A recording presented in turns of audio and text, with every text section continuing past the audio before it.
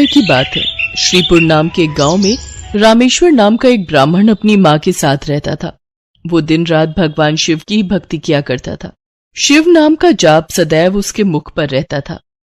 ओम नमः शिवाय, ओम नमः शिवाय, ओम नमः शिवाय। रामेश्वर बेटा, आज भी तूने मुझे नहीं उठाया, खुद ही उठकर घर के सारे काम कर लिए, खीर भी भोग लगा दी तूने तो। हाँ माँ, मैंने सोचा फटाफट से काम करके खीर बना लेता हूं। शिवजी भी खीर के इंतजार में बैठे होंगे। ये लो, भोग की खीर खाकर बताओ कैसी बनी है।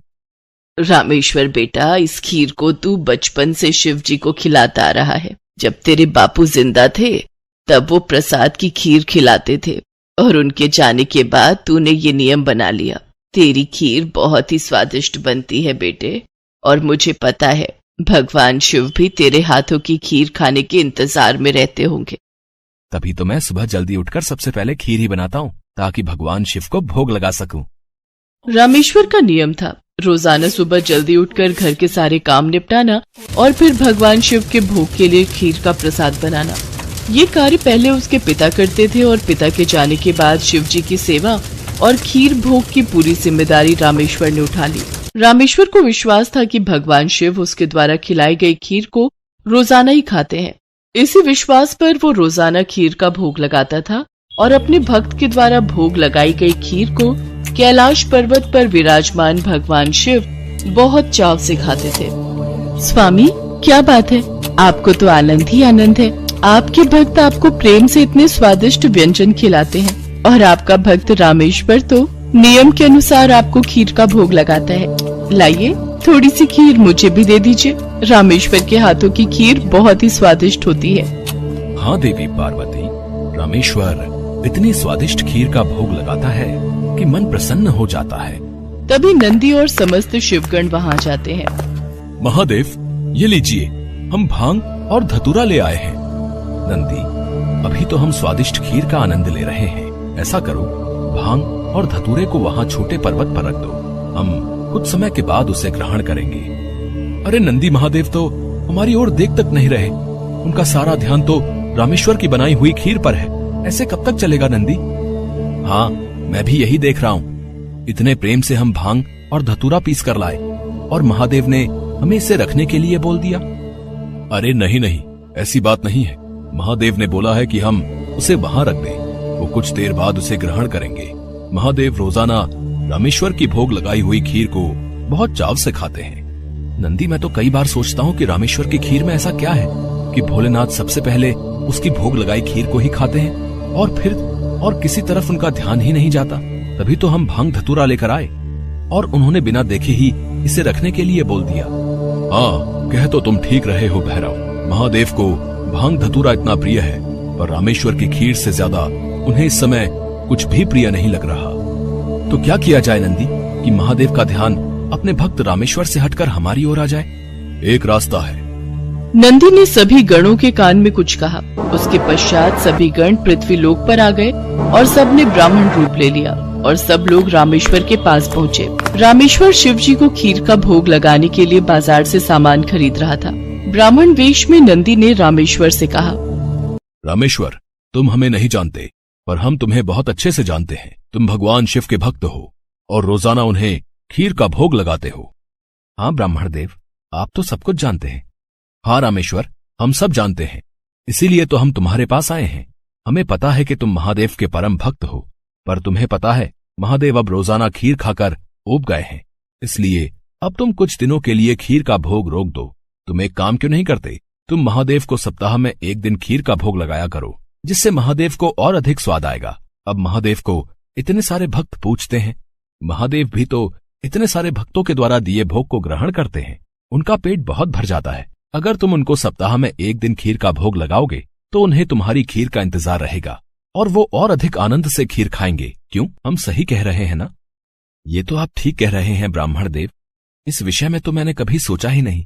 अब मैं एक काम करता हूँ, मैं सप्ताह में एक दिन ही भगवान को खीर का भोग लगाया करूंगा, ताकि वो और भी भक्तों का प्रसाद ग्रहण कर सकें और फिर उन्हें मेरी खीर का बेसब्री से इंतजार रहे।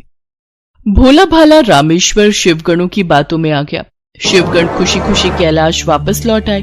अब शिव जी रोजाना रामेश्वर की खीर का इंतजार करने लगे कि कब रामेश्वर उन्हें भोग लगाए और कब वो खीर का भोग खाए। पर कुछ दिनों तक रामेश्वर ने खीर का भोग बनाया ही नहीं, तो शिव जी को खीर कहाँ से मिलती। अब सप्ताह में एक दिन रामेश्वर ने खीर का भोग लगा दिया तो शिव जी ने खीर खा ली। फिर उसके बाद कुछ दिन और खीर नहीं मिली तो भगवान शिव सोच में पड़ गए। उन्होंने अपने नेत्र बंद किए और उन्हें सारी सच्चाई पता लग गई और भगवान शिव को गुस्सा आ गया। शिव जी को गुस्से में आया देख सभी गण उनके समक्ष हाथ जोड़कर खड़े हो गए। नंदी, श्रृंगी, वीरभद्र, भैरव, तुम सभी गण जानते भी हो कि तुमने क्या किया है। मेरे भक्त रामेश्वर के द्वारा भोग में अर्पित की गई खीर मुझे कितनी प्रिय है और तुमने उसे खीर का भोग रोजाना लगाने के लिए मना कर दिया। महादेव, हमें क्षमा कर दीजिए, हमसे भूल हो गई। महादेव, जब हम आपको खीर खाता हुआ देखते थे तो हम यही सोचते थे कि आप हमारी ओर ध्यान नहीं दे रहे हैं। अच्छा, तो ये कारण है, पर तुम सब ये नहीं जानते कि मेरा प्रेम अपने सभी भक्तों पर एक समान है। मैं भला तुम्हें कैसे भूल सकता हूँ? तुम तो मेरे हृदय में वास करते हो। तुम सब तो मेरी ही शक्तियों द्वारा उत्पन्न हुए हो। संसार में मेरा प्रत्येक भक्त मुझे एक समान प्रिय है और प्रत्येक भक्त के हृदय में मैं ही विद्यमान हूँ। इसलिए मेरा प्रेम कभी भी कम या ज्यादा नहीं हो सकता। माता पिता के लिए तो उनके सभी बच्चों में प्रेम एक समान होता है, फिर तुम ये भूल कैसे सकते हो? भगवान शिव की बातें सुनकर सभी शिवगण समझ गए कि उन्होंने कितनी बड़ी भूल कर दी। सचमुच महादेव का प्रेम तो अपने सभी भक्तों के लिए एक समान रहता है। इसके बाद सभी शिवगण फिर से एक बार रामेश्वर के पास गए। रामेश्वर, हमें भगवान शिव का संदेशा आया है। वो कह रहे थे कि तुम्हारी खीर इतनी स्वादिष्ट होती है कि वो सप्ताह भर की प्रतीक्षा नहीं कर सकते। सप्ताह में एक दिन भोग से उनका मन ही नहीं भरता। इसलिए उनकी आज्ञा है कि तुम रोजाना ही उन्हें खीर का भोग लगाया करो। आप सच कह रहे हैं ब्राह्मणदेव? भगवान शंकर को मेरे हाथों की बनी खीर इतनी प्रिय है? ठीक है, फिर मैं रोजाना उन्हें खीर का भोग लगाऊंगा। ये सुनकर रामेश्वर बहुत खुश हुआ। अब एक बार फिर रामेश्वर रोजाना खीर बनाकर भगवान शिव को भोग लगाने लगा। अब तो समस्त शिवगण भी भगवान शिव के साथ रामेश्वर द्वारा भोग लगी प्रसाद की खीर का आनंद लेते और खूब भरपेट खीर को खाते। भगवान शिव और देवी पार्वती दोनों सभी गणों को इस प्रकार खीर खाता देख मंद मंद मुस्कुराने लगे। भगवान शिव ने अपने परम भक्त रामेश्वर को सभी सुख सुविधाओं से पूर्ण रखा। उसके जीवन में कभी भी कोई कठिनाई नहीं आई। रामेश्वर का विवाह एक बहुत ही सुशील कन्या के साथ हुआ। उसके घर में 2 बच्चों का जन्म हुआ। अपने परिवार के साथ संपूर्ण जीवन खुशी खुशी व्यतीत करके रामेश्वर अंत में मोक्ष को प्राप्त हुआ। भोलापुर गांव में बृजपाल नाम का एक ब्राह्मण रहता था, जो कि बहुत ही आलसी स्वभाव का था। घर में उसकी पत्नी सुनीता और बेटी गुड्डी उसके साथ रहती थी। बृजपाल सारा दिन खाट पर ही पड़ा रहता था। बृजपाल दिन भर में बस एक ही काम करता था और वो था भगवान शंकर की पूजा। वो हर रोज सुबह शाम शंकर भगवान की पूजा करता, उनके नाम की माला जपता, फिर सो जाता। अपने आलस के कारण सारा दिन सोए रहने की वजह से अक्सर बृजपाल और उसकी पत्नी में खटपट होती रहती। अब उठ भी जाओ जी, कितना सोओगे? चलो अब खाना खाकर खेत चले जाओ, फसल काटने का समय हो गया है। और हाँ, वापसी में आते हुए नदी किनारे लगे सरसों का साग तोड़ कर ले आना। घर में बनाने के लिए कोई सब्जी नहीं है। और हाँ, भूलना मत, नहीं तो आज खाना नहीं बनाऊंगी। अपनी बीवी की बातों को नजरअंदाज कर बृजपाल फिर से चादर तानकर सो जाता है। सुनीता गुस्से में लाल पीली हो जाती है। उधर कैलाश में बैठी माँ पार्वती शंकर भगवान से कहती हैं, हे नाथ, ये आपका कैसा भक्त है जो आपकी भक्ति के अलावा और कुछ काम नहीं करता, बस अपने आलसी शरीर के कारण खाट पर ही पड़ा रहता है, कोई कर्म नहीं करता। आपको तो ऐसे भक्त का मार्गदर्शन करना चाहिए। देवी, इसमें इसकी कोई गलती नहीं। ये सारा किया इसके पिछले जन्म का है। तब ये एक आलसी गधा हुआ करता था जो सारा दिन मेरे मंदिर के बाहर लेटा रहता था। मंदिर में जब भी मेरे नाम का उच्चारण भक्तगण करते तो उसका स्रोत उसके कानों में गूंजता और उसे नींद में भी मेरा ही नाम सुनाई देता। फिर एक रोज श्रवण मास में ये चल बसा और फिर अगले चारों में इसने मनुष्य रूप में जन्म लिया। लेकिन इसके पिछले जन्म के आलसी स्वभाव ने इसका पीछा नहीं छोड़ा। जब सही समय आएगा तब मैं इसे ज्ञान दूंगा। हे भगवान, क्या करूं मैं इस आदमी का? ये तो फिर से लेट गए। कब से कह रही हूँ उठ जाओ, खेतों में फसल बड़ी हो गई है। अगर समय रहते उसे नहीं काटा तो उसे जानवर चढ़ जाएंगे या कोई चुरा लेगा। सुन रहे हो ना मैं क्या कह रही हूँ? हे शिव जी, ना जाने इनका आलस कब खत्म होगा। इनके आलस से तो मैं अब तंग आ चुकी हूँ। सुनीता लगातार बड़बड़ाए जा रही थी, लेकिन आलसी ब्राह्मण के सर पर तो जूं तक न रेंगे। वो तो बस चुपचाप अपनी खाट पर लेटा हुआ था। बृजपाल को न उठता देख सुनीता गुस्से में आ जाती है और बाहर आंगन में रखी पानी की बाल्टी उठाकर लाती है और बृजपाल के ऊपर गिरा देती है। बृजपाल पूरा भीग जाता है और वो गुस्से में उठकर उससे लड़ने लगता है। काफी देर तक दोनों में खूब कहासुनी होती है। फिर वो गुस्से में घर से निकलकर शंकर भगवान के मंदिर में चला जाता है और वहां पहुंचकर शंकर जी से कहता है, हे शंकर भगवान, अपनी पत्नी की रोज रोज की झिकझिक से मैं तंग आ चुका हूँ। अगर मेरी भक्ति ने आपको प्रसन्न किया है तो मुझे आप दर्शन दीजिए प्रभु। इतना कहते ही वो जोर जोर से रोने लगता है। अपने प्रति उसका प्यार और श्रद्धा देखकर शंकर भगवान उसको दर्शन देते हैं और कहते हैं, बृजपाल, तुम्हारी भक्ति ने मुझे प्रसन्न किया है। तुम सचमुच मेरे परम भक्त हो। कहो, तुम्हें मुझसे क्या वरदान चाहिए? हे प्रभु, मुझे ऐसी कोई चीज दीजिए जो मेरी हर बात माने और मेरा सारा काम कर दे। ये लो मेरा ये छोटा त्रिशूल। तुम इस त्रिशूल को जहां भी रखोगे वो अपना काम खुद ही करने लग जाएगा और काम पूरा होने के बाद ही रुकेगा।